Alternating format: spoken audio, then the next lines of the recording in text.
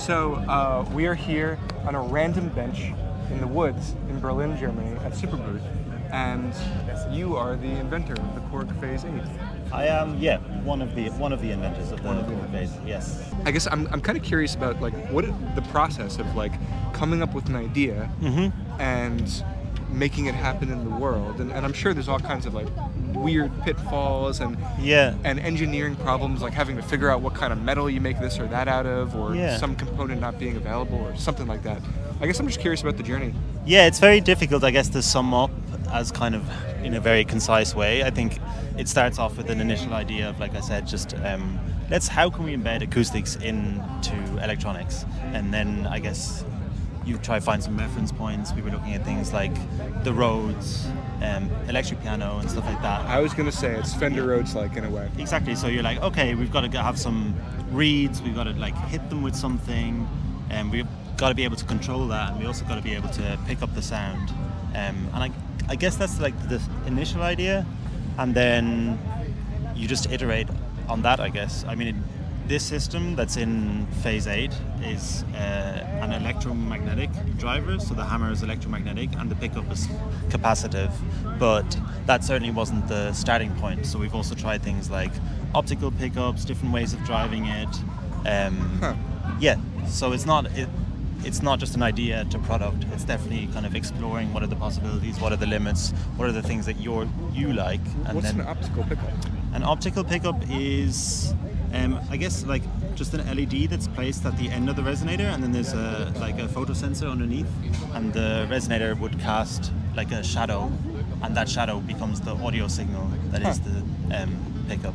So that's actually how the idea, or one of the ideas we started with, but that slowly morphed into this, which is a capacitive pickup. Did you try that idea? Yeah, of course. But it just didn't work? No, it worked, but it had its pitfalls. One being that it's sensitive to light. It was difficult to manufacture, and then you're like, okay, sounds cool, it's taking us in the direction we want to take it, but isn't maybe a perfect fit for the instruments that we want to make. And then you're like, okay, let's try a different kind of way. And I guess it's a long kind of meandering journey. They said Edison tried like 1,000 different kinds of filaments for the light bulb until he settled upon the thing that burns just perfectly. How many different? I wouldn't say it's 1,000, but I think actually it's kind of alluded to in the name. I mean, there's lots of little steps in that as well, but Phase 8 actually describes the stage of the research project, so that's where the name came from. So we started with Phase 1, obviously, and I guess 8 phases later, or 8 steps later, we came to a kind of result that we were happy with. Other interesting things in the other phases, things that you tried, things that almost worked, or things you wish worked, or something like that? Yeah, for sure. I mean, like, it's a real mix of, like, some of them were fully fledged instruments, some of them were maybe just a small kind of like one voice kind of test unit. And I wouldn't discount any of those ideas. I think a lot of those will resurface in maybe future products as well. So the idea is that this becomes like a product lineup, and there's ideas in there which mightn't have suited this product, but they could very well suit another product. So Here's something I'm very curious about. Were there any like random little like technical challenges, like for example, like the kind of like metal that we had to make the chassis out of, like we wanted this, but like then suddenly there was like a 15% tariff on that one thing, and so we had to pivot to that, or like the truck that was carrying this one shipment of this one material crashed and we had to do, I don't know, like like what were like the random challenges along the way? Some of the random challenges? Nothing as crazy as that. I think there's a lot of like, I think maybe what's interesting is, I guess, as like an instrument manufacturer, although I guess to the people here at like Superbooth and like people who are into music, it seems like this like massive industry. But the truth is it's quite small, and it kind of actually just can only really exist attaching itself to bigger industries. And so as an example, say if you're talking about like materials, like the material that the resonators or what these tines, what the resonators are made of, it has to be a steel and it has to be magnetic, so the electromagnetic driver works. And what we actually use in this is the same steel that they use in harmonicas and accordions. But in an ideal world, there's other steels out there which we would like to use, but we would have to buy like 15 tons of something as a starting limit. So we kind of get like, I guess, like funneled down, and it's only like we have to kind of work with the materials that are available to us. Is maybe a. You were saying that it's sort of piggybacking on larger industries. Yeah. So like, is this steel component part of something else that you sort of like got some kind of like overstock from or something? Like that? Not in the sense that it's overstock, but it's hard to find. Like I guess just material. You need to use commonplace materials. There's some like very, very specialized alloys which are super springy and super magnetic, but we would never be able to access those because, like I said, the quantities that one would have to buy would be way too high for like music instrument production. You're talking like maybe materials that get used in the side panels of a car door or something, and like, I don't know, even if you have 20,000 resonators, that's like 2 car doors. Yeah. So like, you're just never going to be able to compete. Right. Yeah. So you just one day sent a random email to Korg, and then they were like, "Yeah, come make an instrument for us." And now here you are. You're the developer.